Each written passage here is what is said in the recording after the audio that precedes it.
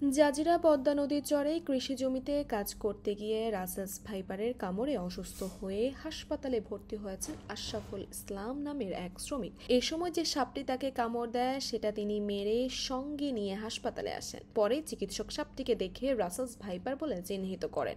আশরাফুলকে প্রাথমিক চিকিৎসা দিয়ে পর্যবেক্ষণে রেখেছেন। গত বৃহস্পতিবার দুপুরে জাজিরা উপজেলার পালের চর ইউনিয়নের পদ্মা নদীর চরে এই ঘটনা ঘটে। আহত শ্রমিক আশরাফুল ইসলাম কুড়িগ্রামের রৌমারী উপজেলার ঝগড়াচর গ্রামের মতিয়ারের ছেলে। তিনি পেশায় একজন দিনমজুর।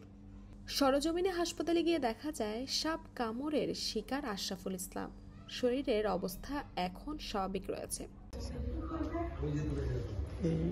সকালে ওই কইতেছে যে কাকা লোন কস্তুরি সাহেব করো, কালকে দেশে যাবো। কই ওর বাড়িতে কুড়িগ্রাম, আমার বাড়িতে কাউকে কাজ করে হাসি ওই যাবো গা। অন কয় কাকা লোন ওই কেউ সাফ করে যাই গা।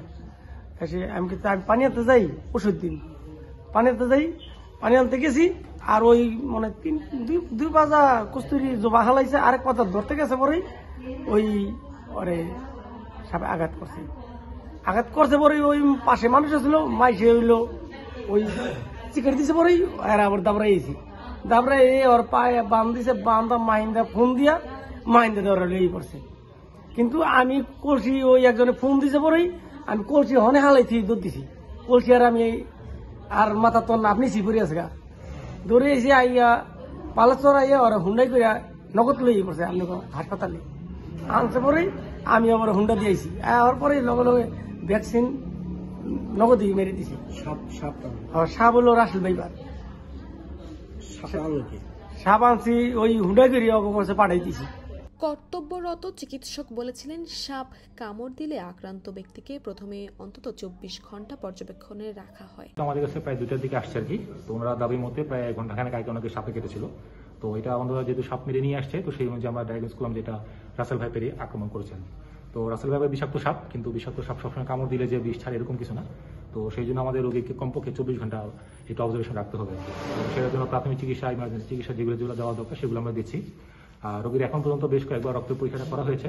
তো রক্ত পরীক্ষাতে এখন পর্যন্ত খারাপ কিছু আমরা আসে না। যে হেমাটোটক্সিক যেটা বলি, যে রাসেল ভাইপার কামড় দিলে যেরকম রক্তের সমস্যা হয়, সেটা এখন পর্যন্ত লক্ষণটা আসে নাই। রোগী মাঝে মাঝে টুকটাক একটু পিঠে ব্যথা করে, টুকটাক অন্যান্য সমস্যা হলে, এগুলো এখন পর্যন্ত বিষাক্ত সাপের কিছু আমরা এখন মনে করতেছি না। তো বিষাক্ত সাপের কোনো লক্ষণ যদি আমরা দেখি, আমাদের গাইডলাইন অনুযায়ী যেরকম দেওয়া আছে সেরকম যদি দেখি, তাহলে আমরা অবশ্যই রোগীকে অ্যান্টিভেনম যেটা দিতে হয় আর কি, সেটা আমরা অবশ্যই দিব। এরপর অ্যান্টিভেনম দেওয়ার পরে রোগী যদি উন্নতি হয় তাতে এখানে থাকবে, উন্নতি না হলে তো আমরা উন্নত চিকিৎসার জন্য বড় জায়গায় নিব। কিন্তু এখন পর্যন্ত রোগী যতটুকু আছে ওই টুকটাক হালকা পিঠে ব্যথা, টুকটাক এই সমস্যা, এগুলো ছাড়া অন্য ধরনের মানে সাপে কাটা বিষাক্ত সাপে কামড়ের যে লক্ষণ যেগুলো, সেগুলো এখন মতো রোগীর আসে নাই। এরপর আমরা রোগীকে অবজারভেশন রেখেছি, ভালো মতো সর্বোচ্চ চিকিৎসা যেটা দেওয়া সেটা দিচ্ছি। এবার দেখা যায় যদি কোনো সমস্যা মনে করি আমরা যে হ্যাঁ ওনাকে অ্যান্টিভেনম দিতে হবে বা উন্নত চিকিৎসার জন্য উন্নত জায়গায় যেতে হবে, সেটা আমরা তখন রোগীকে বলবো। এই জন্য রোগীকে কমপক্ষে 24 ঘন্টা একটু থাকতে হবে। আজকে যেহেতু মোটামুটি 2টার মতো এসেছে, কালকে সকাল পর্যন্ত বা দুপুর 2টা-3টা পর্যন্ত ওনাকে অবশ্যই থাকতে হবে। এর মধ্যে যদি লক্ষণ দেখি তাহলে আমরা অবশ্যই অ্যাকশনে যাবো। আর যদি দেখি যে রোগী মোটামুটি ভালো আছে, কোনো রকম কোনো সমস্যা নেই, তাহলে হয়তো আমরা রোগীকে মোটামুটি সুস্থভাবে ছাড়তে পারবো। তাসফিয়া তাবাসসুম, এই সময়, ঢাকা।